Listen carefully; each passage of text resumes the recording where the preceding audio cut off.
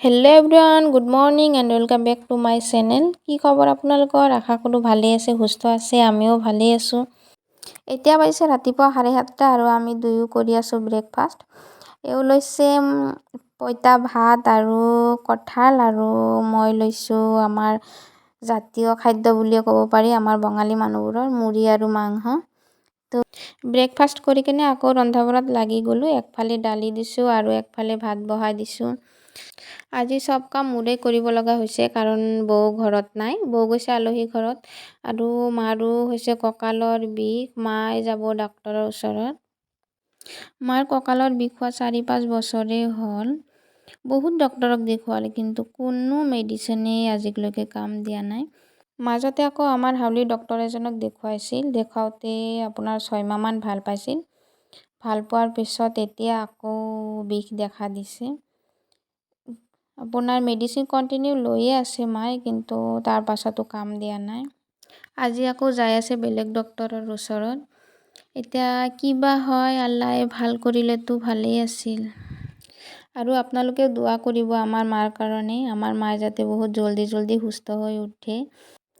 আজি আকৌ বৰষুণো দিছে। দাদা আৰু বৌ আকৌ মাক ডক্তৰৰ ওচৰত লৈ যোৱাৰ কথা শুনি কিনে বৰষুণৰ মাজত জিকিয়ে ঘৰত গুচি আহিছে। কি কৰি আছা হা? ধুনীয়াকৈ হামুদি আছিল নে, কিয় উঠালা? শুই আছিলে, তাক কৈ আছোঁ যে ব'লা গা ধুৱাই দিওঁ, নহ'লে হাত ভৰি ধুৱাই দিওঁ, পানী গৰম দিছোঁ। ইয়াচক খবৰ নাই, কেনে মনে ইয়া উঠাই কেনে বহি আছে। হা এইয়া এই জেলে চুনু, আমাৰ চুনু।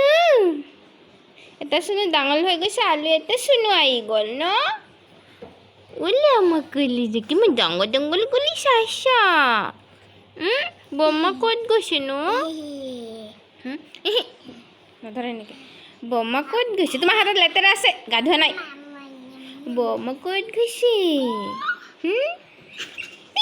ওপৰত নাযাবি, ইমান ওপৰত দেহা নাযাবা। লেতেৰা আছে তোমাৰ গাত। সি গা ধুইছে না, কৰি যাই গা ধুইছে। বলা গতি গা দিছে। ভয় খাই, ভয় পায়।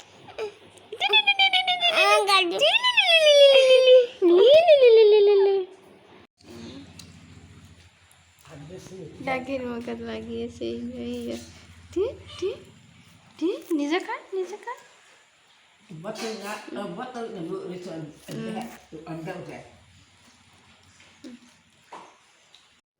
দুজনক আকৌ সদায় গধূলি টাইমত চাহ লাগে, দাদা আৰু আমাৰ চুনুক। তো বৌ সিফালে ৰুটি বনাই আছে, আকৌ দুজনক চাহ দি লৈছে। আমাৰ দাদাৰ আকৌ চাহ খোৱাৰ ষ্টাইল বেলেগ। মানুহ থাকিব একফালে, চাহ কাপ থাকিব আনফালে।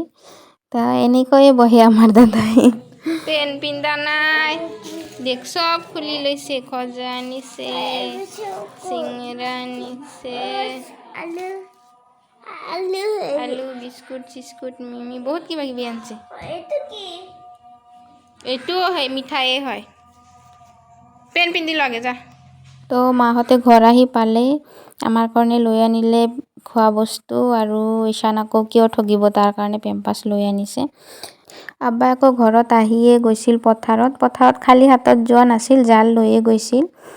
যাই কেনে এয়া মাৰি লৈ আনিলে আপোনাৰ গৰৈ মাছ আৰু শ'ল মাছৰ চানা। তো এই বস্তুটো আমাৰ গাঁৱলীয়া মানুহবোৰেহে গম পায়, টাউনৰ মানুহবোৰে কিজানি ইমান গম নাপায়। এই মাছৰ সোৱাদটো মানে ইমানেই বেলেগ, মানে খোৱাজনেহে ক'ব পাৰিব, নোখোৱাজনে ক'ব নোৱাৰিব। তো মই 2 বছৰমান আগত খাইছিলোঁ, আৰু আজি চালোঁ পুৰা 2 বছৰ পাছত। মইতো প্ৰথমতে চায়ে একদম পাগলা হৈ গৈছিলোঁ। তাৰ পাছত মই বাচি চাচি দি মাক ক'লোঁ যে তুমি বহি বনোৱা, আমি বনালে কিজানি বেয়া হ'ব। তো সেইকাৰণে মাক বনাব দিলোঁ, আৰু মায়ে ইয়াতে পিঁয়াজ, জলকীয়াটো অলপমান বেছিকৈ দিব লাগে। কেঁচা জলকীয়াটো অলপমান বেছিকৈ দিলেহে ভাল লাগে। তো মায়ে চব মছলা আৰু পিঁয়াজ, জলকীয়া একেলগে দি মিক্স কৰি লৈ আছে ধুনীয়াকৈ।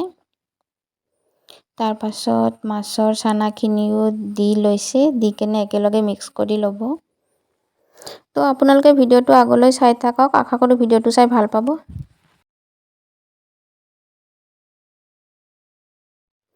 তাৰ পাছত কেৰাহী গৰম হোৱাৰ লগে লগে মায়ে তেল অলপমান ঢালি দিলে। দি কেনে মাছখিনিও কেৰাহীত লাহে লাহে দি আছে অলপ অলপকৈ। তাৰ পাছত লাহে লাহে ধুনীয়াকৈ লাৰি দি আছে। তো এয়াই আছিল আমাৰ গৰৈ মাছৰ চানাৰ ৰেচিপি। তো আপোনালোকে কোনোবাই যদি এই মাছটোৰ জুতি এতিয়ালৈকে নোলোৱাকৈ আছে, তেনেহ'লে ক'ৰবাত যদি এই মাছটো পায়, একবাৰ আমাৰ নিচিনাকৈ এনেকৈ ট্ৰাই কৰি চাবচোন কেনেকুৱা লাগে।